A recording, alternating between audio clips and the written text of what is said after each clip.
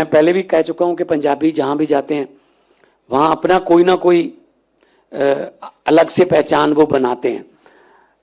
मैं सियाटल गया तो बोइंग में 45% इंजीनियर पंजाबी हैं बोइंग में, और 45 में से 80% जीएनई के हैं, गुरु नानक देव इंजीनियरिंग कॉलेज। वहां जीएनई डे मनाते हैं, वो जीएनई डे मनाते हैं गुरु नानक देव इंजीनियरिंग कॉलेज से। इतने इंजीनियर जो हैं बोइंग में, माइक्रोसॉफ्ट में, फोर्ड में।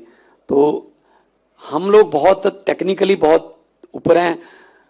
और वही बात कि जुगाड़ वाला, तो एक उसकी एग्जांपल देता हूं। एक कंपनी थी, टूथपेस्ट बनाती थी, तो उन सेल बढ़ानी थी उन्होंने, तो उन्होंने अपने जो पब्लिसिटी वाले और सेल्स वाले बुलाए, आइडिया दो कैसे सेल बढ़ाएं। कोई किसी ने कहा जी सचिन तेंदुलकर को ब्रांड एम्बेसडर ले लो, किसी ने कहा जी आईपीएल में स्पॉन्सर बन जाते हैं, किसी ने कहा जी इसको कर लो, ये कर लो, टीवी पे ऐड बढ़ा दो।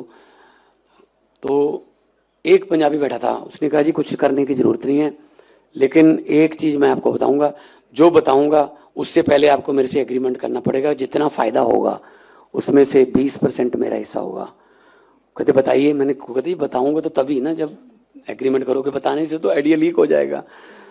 पैसा कोई नहीं लगेगा आपका जी। कहते कोई पैसा नहीं लगेगा और सेल बढ़ जाएगी 40 से 50%। कहते कैसे? वो कहते जी एग्रीमेंट हो गया, चलो 20% तुझे दे देंगे, अगर फायदे में से 20% देना है तो फिर तो कोई प्रॉब्लम नहीं है। तो उसने कहा जी जो हमारा भी जो ट्यूब बनती है हमारी टूथपेस्ट वाली, इसका मुंह बहुत बहुत तंग है और थोड़ा सा जोर लगा के ऐसे ब्रश पे डालना पड़ता है।